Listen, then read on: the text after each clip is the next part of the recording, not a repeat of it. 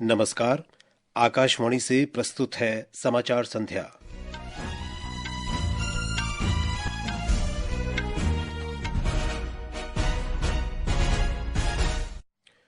महाराष्ट्र और झारखंड विधानसभा चुनावों के साथ ही उपचुनावों की कल होने वाली मतगणना की सभी तैयारियां पूरी।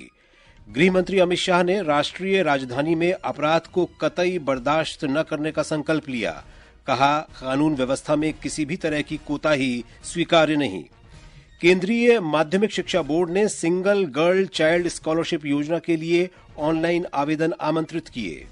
भारत और जापान ने मुक्त, खुले और नियम आधारित हिंद प्रशांत क्षेत्र पर जोर दिया। पर्थ में पहले क्रिकेट टेस्ट मैच के पहले दिन जसप्रीत बुमराह की घातक गेंदबाजी से 7 विकेट गंवाकर 67 रन पर ऑस्ट्रेलिया की टीम संकट में। और चाइना मास्टर्स बैडमिंटन टूर्नामेंट में चिराग शेट्टी और सात्विक साईराज रंकीरेड्डी की शीर्ष भारतीय जोड़ी पुरुष डबल्स के सेमीफाइनल में पहुंची। समाचार संध्या के साथ मैं विशाल शर्मा। महाराष्ट्र और झारखंड विधानसभा चुनाव के लिए मतों की गिनती कल होगी। इन राज्यों के साथ ही 15 राज्यों में 48 विधानसभा उपचुनावों तथा 2 लोकसभा सीट के उपचुनावों के लिए भी मतगणना की जाएगी। सुचारू मतगणना की सभी तैयारियां पूरी कर ली गई हैं। मतगणना सुबह 8 बजे शुरू होगी। सबसे पहले डाक मतपत्रों की गिनती की जाएगी। झारखंड में प्रत्येक मतगणना केंद्र पर त्रिस्तरीय सुरक्षा व्यवस्था की गई है। मुख्य निर्वाचन अधिकारी के रवि कुमार ने बताया कि राज्य के जिला मुख्यालयों में 24 मतगणना केंद्र बनाए गए हैं। सभी 24 काउंटिंग सेंटर में काउंटिंग के लिए पूरा तैयारी अरेंजमेंट सब कुछ पूरा हो चुका है। कल सुबह 8 बजे आपका पोस्टल बैलेट का काउंटिंग प्रारंभ होगी। 8:30 बजे से ईवीएम काउंटिंग का प्रारंभ होगी। सभी जहां पर वो कल पोस्टल बैलेट है, जिला पर अपने स्ट्रांग रूम बना हुआ एक कोषागार नहीं, मतलब अपने वहां से शिफ्ट करके 8 बजे तक कितना पोस्टल बैलेट आएगा वो भी शामिल करके करेंगे। हमारे संवाददाता की एक रिपोर्ट।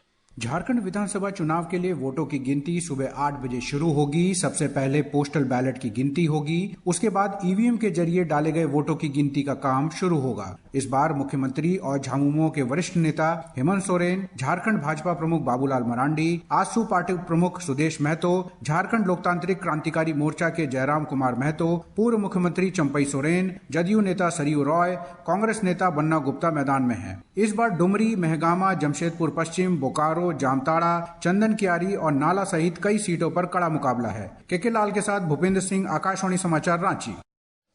महाराष्ट्र की नांदेड़ संसदीय सीट के उपचुनाव और 288 विधानसभा सीट के लिए कल होने वाली मतगणना से पहले ही राज्य में राजनीतिक गतिविधियां तेज हो गई हैं। महायुति और महाविकास अघाड़ी दोनों दलों के वरिष्ठ नेताओं ने निर्दलीय उम्मीदवारों से संपर्क किया है। महाराष्ट्र के उप मुख्यमंत्री देवेंद्र फडणवीस ने आज मुंबई में अपने निवास स्थान पर अपने पार्टी नेताओं की बैठक की। इस बैठक में केंद्रीय मंत्री भूपेंद्र यादव भी मौजूद थे। वरिष्ठ भाजपा नेता राव साहेब दानवे ने संवाददाताओं से बातचीत करते हुए विश्वास व्यक्त किया है कि महायुति बड़ी बहुमत के साथ सत्ता में लौटेगी। दूसरी ओर महाराष्ट्र कांग्रेस के प्रभारी रमेश चेन्नीथला ने भी मुंबई में अपनी पार्टी की बैठक बुलाई। शिवसेना यूबीटी के नेता संजय राउत ने भी महाविकास आघाड़ी सरकार के सत्ता में आने का विश्वास व्यक्त किया। छोटे और स्वतंत्र उम्मीदवार भी यह देखने की कोशिश कर रहे कि वो किस गठबंधन का समर्थन करे। वंचित बहुजन आघाड़ी के प्रकाश आंबेडकर ने कहा है कि उनकी पार्टी सरकार का हिस्सा बनना पसंद करेगी, चाहे जो भी सत्ता में आए। कुणाल शिंदे के साथ अपर्णा खुंड, आकाशवाणी समाचार, मुंबई। उत्तर प्रदेश में कल कड़ी सुरक्षा के बीच 9 विधानसभा सीटों के उपचुनाव की मतगणना होगी। 20 नवंबर को राज्य की कटेहरी, करहल, मीरापुर, कुंदरकी, फूलपुर, सीसामऊ, गाजियाबाद, मंझवा और खैर विधानसभा सीटों पर मतदान हुआ था। 11 महिलाओं समेत 90 उम्मीदवारों के राजनीतिक भाग्य का फैसला कल होगा। किसी भी अप्रिय घटना से निपटने के लिए मतगणना केंद्रों पर अर्धसैनिक बलों की तैनाती की गई है।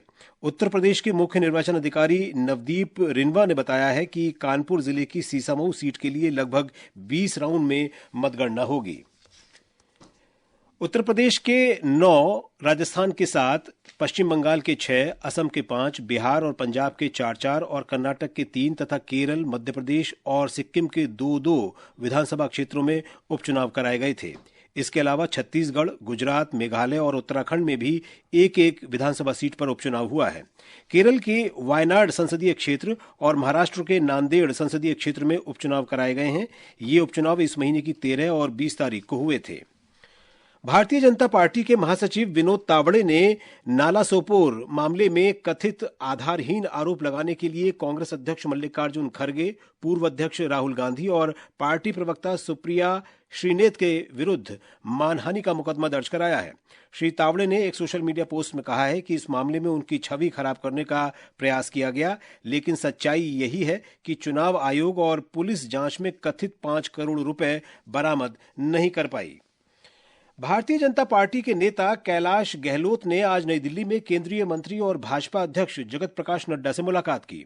श्री गहलोत ने बताया कि बैठक के दौरान आगामी दिल्ली विधानसभा चुनाव और राष्ट्रीय राजधानी में पार्टी को मजबूत करने के तौर तरीकों पर चर्चा हुई। दिल्ली के पूर्व मंत्री कैलाश गहलोत हाल ही में आम आदमी पार्टी छोड़कर भाजपा में शामिल हुए हैं। ये समाचार हमारी वेबसाइट www.newsonair.gov.in और हमारे न्यूज ऑन AIR ऐप पर भी उपलब्ध हैं। समाचार संध्या में आपका फिर स्वागत है। गृह मंत्री अमित शाह ने कहा है कि सरकार की अपराध को कतई बर्दाश्त नहीं करने की नीति के तहत दिल्ली की कानून व्यवस्था में किसी भी प्रकार की कोताही स्वीकार नहीं की जाएगी। गृह मंत्री ने आज दिल्ली पुलिस के साथ एक बैठक में कानून व्यवस्था की स्थिति की समीक्षा की। इसमें केंद्रीय गृह सचिव गोविंद मोहन, इंटेलिजेंस ब्यूरो के निदेशक तपन डेका, दिल्ली पुलिस आयुक्त और अन्य वरिष्ठ अधिकारी उपस्थित थे। श्री शाह ने कहा कि दिल्ली वासियों को पूरी तरह सुरक्षित महसूस कराना प्रत्येक पुलिसकर्मी की व्यक्तिगत जिम्मेदारी है। मणिपुर सरकार के सुरक्षा सलाहकार कुलदीप सिंह ने आज इम्फाल में राज्य की मौजूदा स्थिति की समीक्षा बैठक की। बैठक के बाद श्री सिंह ने बताया कि राज्य में केंद्रीय सशस्त्र पुलिस बल की अतिरिक्त 90 कंपनियां पहुंच चुकी हैं और अन्य 70 कंपनियां शीघ्र आएंगी। उन्होंने कहा कि राज्य में पहले से ही 198 कंपनियां तैनात हैं। इससे कानून व्यवस्था की स्थिति बनाए रखने में मदद मिलेगी। उन्होंने कहा कि पुलिस बल की तैनाती की सभी प्रक्रियाएं तय कर ली गई हैं। छत्तीसगढ़ में आज सुरक्षा बलों के साथ मुठभेड़ में 10 माओवादी मारे गए। सुकमा जिले के कोंटा इलाके में माओवादियों की मौजूदगी की सूचना मिलने पर सुरक्षा बलों की संयुक्त टीम ने तलाशी अभियान चलाया। इसी दौरान भेज्जी के जंगलों और पहाड़ियों में सुरक्षा बलों के साथ हुई मुठभेड़ में ये माओवादी मारे गए। केंद्रीय माध्यमिक शिक्षा बोर्ड CBSE ने सिंगल गर्ल चाइल्ड स्कॉलरशिप योजना के लिए ऑनलाइन आवेदन आमंत्रित किए हैं। वर्ष 2024 में CBSE बोर्ड से 10वीं कक्षा उत्तीर्ण करने वाली छात्राएं इस योजना का लाभ उठा सकेंगी। ऑनलाइन आवेदन जमा करने की अंतिम तिथि 23 दिसंबर है। विवरण, पात्रता शर्तें और ऑनलाइन आवेदन पत्र CBSE की वेबसाइट पर उपलब्ध हैं। राष्ट्रपति द्रौपदी मुर्मू ने कहा है कि ओडिशा के इतिहास का कलिंग युद्ध अध्याय दुनिया को शांति का पथ दिखाता है।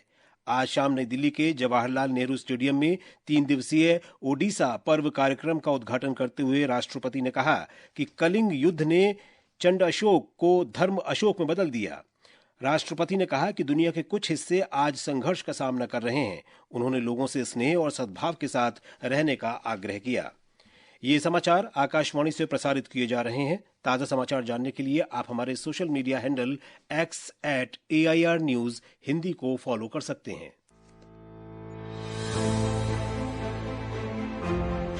लोक निर्णय। महाराष्ट्र और झारखंड विधानसभा चुनाव और विभिन्न राज्यों के उपचुनावों के परिणाम कल 23 नवंबर सुबह 9 बजे से। मतगणना की पल पल की खबर, हर सीट की सटीक जानकारी, संवाददाताओं से ताजा हाल और विशेषज्ञों द्वारा नतीजों का विश्लेषण। आकाशवाणी गोल्ड सहित अन्य फ्रीक्वेंसी पर सुनिए लोक निर्णय।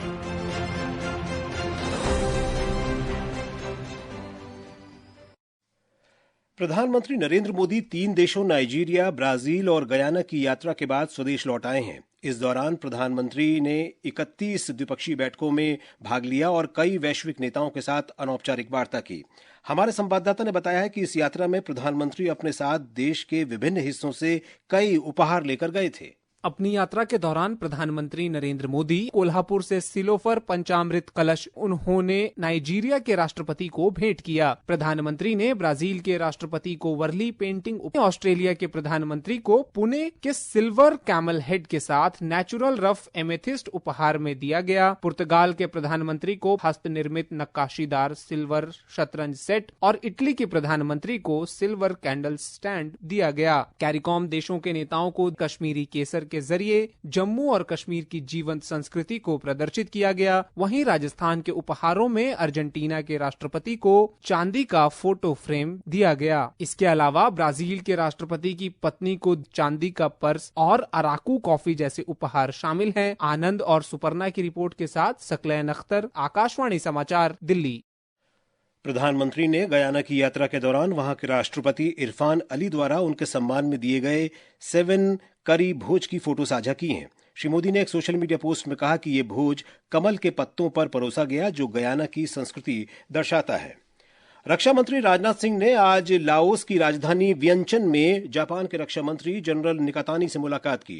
श्री सिंह ने सोशल मीडिया पोस्ट में कहा कि जनरल निकातानी के साथ उनकी मुलाकात बहुत अच्छी रही। उन्होंने कहा कि भारत और जापान ने हिंद प्रशांत क्षेत्र में मुक्त, खुली और नियम आधारित व्यवस्था पर जोर दिया। रक्षा मंत्री ने फिलीपींस के रक्षा सचिव गिलबर्टो टेओडोरो से भी मुलाकात की। उन्होंने कहा कि फिलीपींस हमारी एक्ट ईस्ट नीति और हिंद प्रशांत दृष्टिकोण में महत्वपूर्ण साझेदार है। पूर्व केंद्रीय मंत्री और भारतीय जनता पार्टी की वरिष्ठ नेता स्मृति ईरानी ने कहा है कि भारत और संयुक्त अरब अमीरात के ऐतिहासिक संबंध दोनों देशों के साझा मूल्यों पर आधारित हैं। श्रीमती ईरानी ने India UAE synergies exploring strategic market opportunity in India गोलमेज सम्मेलन में कहा कि प्रधानमंत्री नरेंद्र मोदी के नेतृत्व में भारत एक उभरती हुई आर्थिक शक्ति है और नवाचार तथा प्रगति का वाहक है। 55वें अंतर्राष्ट्रीय फिल्म महोत्सव में आज शाम कार्निवल परेड का आयोजन हुआ, जिसमें सैकड़ों कलाकार ढोल नगाड़ों के साथ शामिल हुए। परेड के साथ साथ कंदील प्रतियोगिता का भी आयोजन किया गया, जिसमें गोवा के भागीदारों ने अपने सुंदर कंदीलों का प्रदर्शन किया। कंदील प्रतियोगिता के एक जज कालिदास एस ने आकाशवाणी को बताया कि ये कंदील पर्यावरण के अनुकूल सामग्री जूट, कागज और नारियल रेशे से बनाए गए थे। इससे पहले दिन में फिल्म बाजार में बहुत सारी गतिविधियां हुई।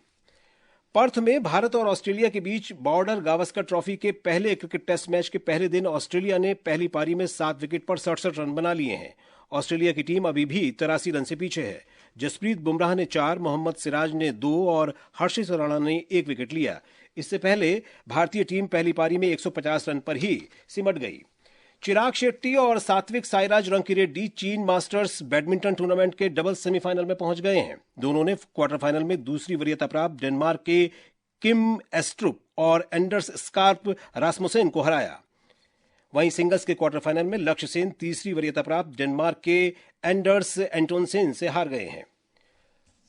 प्रधानमंत्री नरेंद्र मोदी रविवार को आकाशवाणी पर मन की बात कार्यक्रम में देश विदेश के लोगों के साथ अपने विचार साझा करेंगे। ये कार्यक्रम आकाशवाणी और दूरदर्शन के सभी नेटवर्क, आकाशवाणी समाचार वेबसाइट और news on AIR mobile app पर प्रसारित किया जाएगा।